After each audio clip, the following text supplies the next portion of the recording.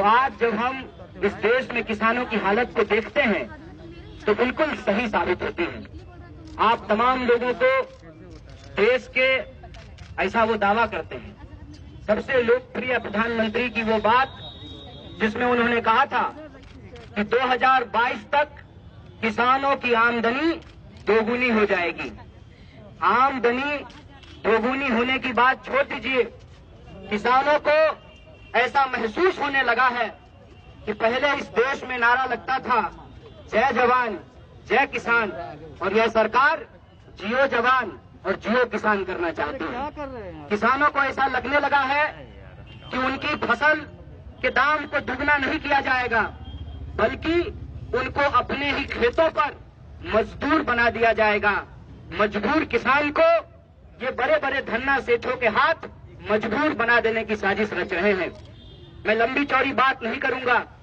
इस बिल के संबंध में जो झूठ बोला जा रहा है और ये कहा जा रहा है किसानों को भड़काया गया है, उस संबंध में अपनी कुछ बात कहना चाहता हूं। सबसे पहले, किसान को कोई भड़का नहीं सकता है। किसान अपने खेतों में बखूबी बैलों को काबू करना जानते हैं, और मैं सरकार साहब से ये कहना चाहता हूं कि जो किसान भड़के हुए बैल को काबू कर सकते हैं, वो भड़की हुई सरकार को भी काबू में लाना जानते हैं, उनको कोई भड़का नहीं सकता है। दूसरी बात ये कहते हैं कि हम किसानों के फायदे के लिए कानून लेकर के आए हैं। मुझे एक बात बताइए, हिंदुस्तान के इतिहास में ये पहली बार हो रहा है कि ये किसानों के फायदे के लिए बिल लाए हैं। किसानों को ये भला करना चाहते हैं, लेकिन किसान चाहते हैं कि ये भलाई हमको ना मिले। ऐसा क्यों हो रहा है?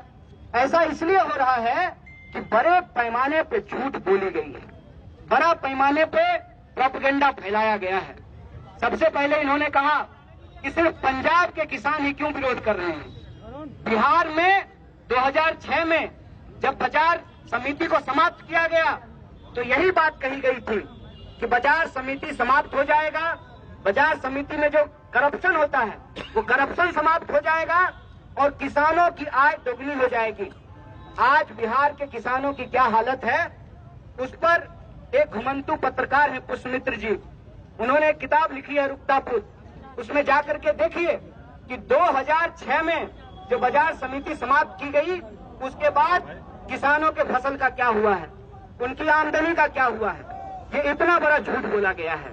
मैं आपसे ये कहना चाहता हूं कि ये पूरा का पूरा प्रोपेगेंडा ये है कि ये देश में किसानों के फसल की खरीद फरोख्त को कुछ धन्ना सेठों के हाथ में सिमेट देना चाहते हैं। ये कहते हैं कि किसान अपनी फसल कहीं भी बेच पाएगा। किसान पहले भी अपनी फसल कहीं बेच सकता था, इसमें तो कोई नई बात नहीं है। और आप कहते हैं कि दूसरे राज्य में भी किसान जाकर के अपने फसल को बेच सकता है। आप जो लोग खेती किसानी करने वाले लोग हैं, हम लोग बालकनी में गमला में पुदीना नहीं उगाते हैं, खेत में काम करते हैं। आप बताइए कि हमने टमाटर उगाया है, टमाटर को जब हम खेत से तोड़ेंगे तो टमाटर को क्या बिना प्रोसेसिंग किए हुए हम हरियाणा ले जा सकते हैं? तमाम तरीके की झूठ इस किसान बिल के संबंध में बोला जा रहा है। सीधी बात यह है कि आज इस देश में जो हम लोग को राजनीति का एक मॉडल देखा है कि जो लोग सरकार बहादुर को चंदा देते हैं हेलीकॉप्टर पे उड़ने के लिए, उनको जो इलेक्शन में कमीशन मिलता है, कहते हैं ना वन नेशन वन कमीशन की योजना का साजिश ये है कि इस देश में जिन धन्ना सेठों के कमीशन से यह सरकार चुनाव लड़ती है, चुनाव में हेलीकॉप्टर उड़ाती है, आसमान में उड़ती है, उन्हीं कमीशन के बदौलत ये इस देश के किसानों की धरती को उनके हाथों में गिरवी रख देना चाहते हैं। वन नेशन वन कमीशन की योजना ये है कि पूरे देश में चाहे किसान हो, मजदूर हो, बीएसएनएल हो, रेलवे हो, तमाम तरीके के संस्थानों को ये अपने प्रिय दोस्तों के हाथ में बेच देना चाहते हैं। और ये जो बिकवाली है, ये बात याद रखिएगा कि आज के किसान जब इस बिकवाली का विरोध कर रहे हैं तो ये सिर्फ किसानों की लड़ाई नहीं है, ये लड़ाई सबसे पहले इस देश के मिडिल क्लास और गरीबों की लड़ाई है। मिडिल क्लास और गरीबों की लड़ाई कैसे है आप देखेंगे। हम पटना में बात करते हैं, जब बख्तियारपुर के किसान, भंडारक के किसान सब्जी लेकर के सुबह शटल से आते हैं पटना तो तमाम मंडियों में सब्जियां पहुंचती है और वहां पे कंपटीशन होता है और मिडिल क्लास के जो लोग हैं झोला लेकर के 5 दुकान में घूम करके सस्ता भिंडी और सस्ता मिर्च खरीद लेते हैं। लेकिन जब किसानों की खरीद फरोख्त का अधिकार एक कंपनी के हाथ में होगा तो जैसे इस देश में आपको याद होगा कि बीएसएनएल जब रेट तय करती थी, बीएसएनएल के पास जब लाइसेंस था तो प्राइवेट कंपनियां कंपटीशन में फ्री जियो धनाधन करा रही थी। जब से बीएसएनएल समाप्त हो गया है तब से आप देख लीजिए कि लगातार मोबाइल के इस्तेमाल करने का जो रेट है वो बढ़ता जा रहा है। मैं यही कहना चाहता हूं कि इस पूरी की पूरी लड़ाई में एक बात है कि अगर दूसरे उत्पाद को उपजाने वाले या बनाने वाले जो लोग हैं वो उसका एमआरपी तय कर सकते हैं तो क्या किसान अपने फसलों का एमएसपी नहीं तय कर सकते हैं? और किसान क्या मांग रहे हैं? किसान कह रहे हैं कि आपने कानून बनाया है तो सबसे पहले जो आप ये दावा करते हैं कि एमएसपी समाप्त नहीं होगा तो आप यह बात कहिए, आप यह बताइए कि अगर कहीं भी एमएसपी से कम पे खरीद होती है तो ये एक आपराधिक काम होगा, उसके ऊपर क्रिमिनल केस किया जाएगा।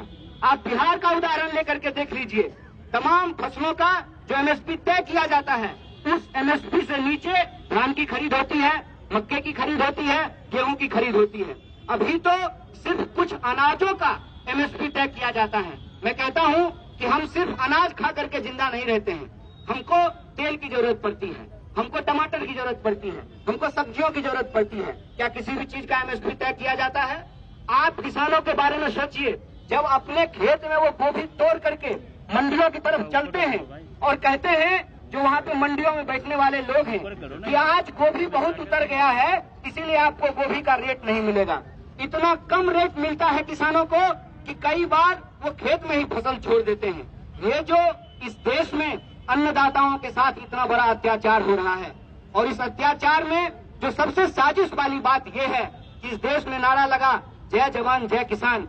आज किसानों को जो खेत में अपने देश में अपने लोगों को अनाज पहुंचाने के लिए खिलाने के लिए शहादत दे रहे हैं, जिनके बच्चे बॉर्डर पे शहादत दे रहे हैं, आज कि जवानों के पिताजी के ऊपर उन्हीं जवानों के द्वारा लाठियां भंजवाई जा रही हैं। तो जय जवान जय किसान का जो ये नारा है इसको अगर हम मुकम्मल करना चाहते हैं, इसको अगर हम पुख्ता करना चाहते हैं तो एक बात हमको समझना पड़ेगा कि ओवरऑल पूरी संपूर्णता में जब आप इस लड़ाई को देखेंगे, जैसा कि पूर्व के वक्ताओं ने आपको कहा कि मजदूर अपने हक के लिए लड़ रहे हैं, नौजवान अपने हक के लिए लड़ रहे हैं, विद्यार्थी अपने हक के लिए लड़ रहे हैं, किसान अपने हक के लिए लड़ रहे हैं। दरअसल ये लड़ाई अलग अलग नहीं है, ये लड़ाई इस देश में जमहूरियत को बचाने की लड़ाई है। ये लड़ाई इस देश में को कुछ धन्ना सेठों के हाथ बिकने से बचाने की लड़ाई है। ये लड़ाई इस देश में तमाम वर्ग के, चाहे वो मिडिल क्लास हो, चाहे वो मजदूर हो, चाहे वो किसान हो, चाहे वो गरीब हो, महिला हो, आदिवासी हो, तमाम तरीके के शोषित पीड़ितों के हक और अधिकार को बचाने की लड़ाई है, आने वाली पीढ़ी को बचाने की लड़ाई है।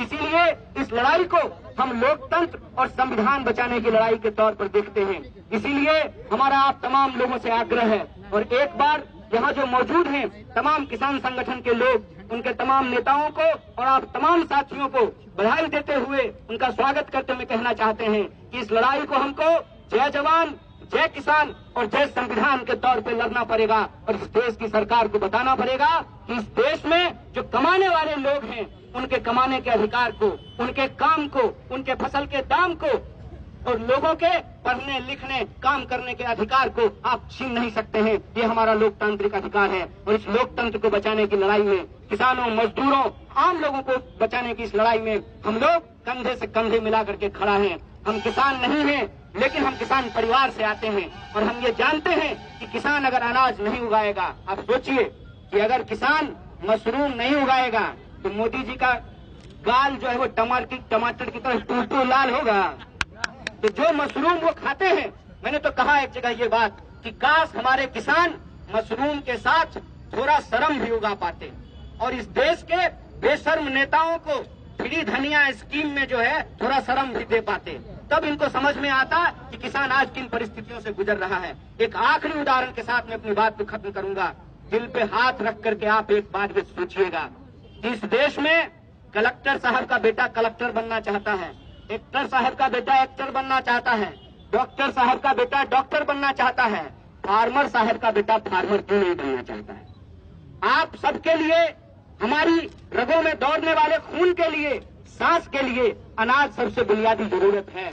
उसको पैदा करने वाले जो किसान हैं, वो अपने बच्चों को किसान क्यों नहीं बनाना चाहते हैं? क्यों हमारे पिताजी ने कहा कि जाओ दिल्ली तैयारी करो, कलेक्टर बन जाओ? क्यों उन्होंने नहीं कहा कि गांव में रहो, खेती करो, फार्मर बनो? और कहते हैं कि अन्नदाता धरती पर सबसे बड़े महान काम में लगे हुए हैं। आज अन्नदाता अपने बच्चों को किसान क्यों नहीं बनाना चाहते हैं? इसीलिए नहीं बनाना चाहते हैं कि उनको मालूम है कि हार तोड़ मेहनत करने के बाद जब वो अपने फसल को बेचने के लिए जाएंगे तो उनका फसल ही उनके लिए फांसी का फंदा बना दिया जाएगा। ऐसी व्यवस्था देश के अंदर की गई है। इस व्यवस्था को बदलने के लिए देश के जो किसान हैं उनके पक्ष में हम तमाम लोगों को, चाहे हमारा कुछ भी प्रोफेशन हो, हमारा कोई भी वर्ग हो, उनके साथ हमको खड़ा होना चाहिए। और हमको ये सोचना चाहिए कि किसानों को बदनाम करने की जो साजिश है, इस बदनामी से हमको घबराने का जरूरत नहीं है। और एक उदाहरण आप लोग जानते हैं कि जब किसी विधवा की जमीन कब्जा करना हो तो सबसे पहले उसका चरित्र हरण किया जाता है, सबसे पहले उसको डायन होने का आरोप लगाया जाता है। और आज जब देश के किसान अपने हक के लिए लड़ रहे हैं तो टीवी स्टूडियो में बैठे हुए बिके हुए पत्रकार किसानों को बदनाम कर रहे हैं और वो कह रहे हैं कि पंजाब के किसान ही क्यों विरोध कर रहे हैं। तो साहब, आंख खोल करके देख लीजिए, पंजाब के किसान सिर्फ विरोध नहीं कर रहे हैं, पंजाब के किसान इस आंदोलन की अगुवाई कर रहे हैं। और ये बिहार की धरती है। मैं याद दिलाना चाहता हूँ कि गांधी जी जब वापस भारत आए थे तो उन्होंने भी चंपारण से नील की खेती के विरोध में अपना आंदोलन शुरू किया था। और आज बिहार के हर जिला मुख्यालय पर लोग अपने अपने कामों को छोड़ करके इस आंदोलन में शरीक हो रहे हैं, इसका समर्थन दे रहे हैं। हम आपसे भी आग्रह करते हैं, जब तक किसानों की मांग नहीं मानी जाती है, चरणबद्ध तरीके से हमको यह आंदोलन आगे बढ़ाना चाहिए। और अगर जरूरत पड़ी, क्योंकि बार बार बहस में बिहार का नाम लिया जा रहा है कि बिहार में 2006 में जो है बाजार समितियां समाप्त कर दी गई है और किसान बड़े खुशहाल हैं, तो बिहार के लोगों की एक खास जिम्मेवारी है कि इस झूठ का पर्दाफाश करें और देश के किसानों को बताएं कि बिहार के किसान भी बदहाल हैं। और अगर जरूरत पड़े तो मैं किसान संगठनों से यह आग्रह करता हूं कि जत्था बना करके, अभी हम जैसे बिहार के अलग अलग कोनों में किसान के पक्ष में आंदोलन कर रहे हैं, जत्था बना करके बिहार से हम तमाम लोगों को भी दिल्ली की ओर कूच करना चाहिए। ये संकल्प हमको लेना चाहिए। इसी संकल्प को दोहराते हुए मैं अपनी बात को खत्म करता हूँ। जय जवान, जय किसान, जय संविधान। बहुत बहुत शुक्रिया, बहुत बहुत धन्यवाद। अच्छा, अब सब लोग, हम लोग मार्च करेंगे, हम लोग सब यहाँ से मार्च करेंगे। हम लोग चले यहाँ से और हम लोग जा करके वहाँ पर पुतला जलाया जाएगा चौराहे पर। होने के चलते अरे फंस गए हैं इसमें भाई। 2 मिनट हमारी जिम्मेदारी है कि किसानों की इस लड़ाई में हम शरीक हों, शामिल हों, उनका समर्थन दें। भैया जी, अब बीच में बैनर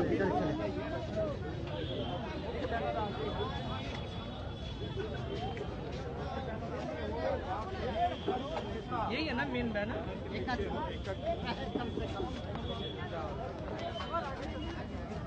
झंडा हाँ हाँ हो ले लो। हाँ सर।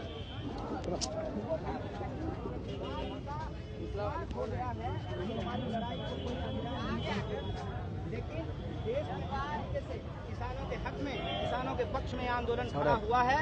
मुझे पूरा भरोसा है कि हर आंदोलन में बिहार बढ़ चढ़ करके हिस्सा लेता है। आज बिहार के हर जिला मुख्यालय पे किसान आंदोलन कर रहे हैं, प्रदर्शन कर रहे हैं। आने वाले दिनों में बिहार के किसान भी संगठित होकर के दिल्ली की ओर कूच करेंगे। वो यकीन है जो कल सरकार से ये बात होने वाली है, उससे सरकार आपकी बात मानेगी। ओहो, हम उम्मीद करते हैं कि ऐसा हो, लेकिन इनका जो इतिहास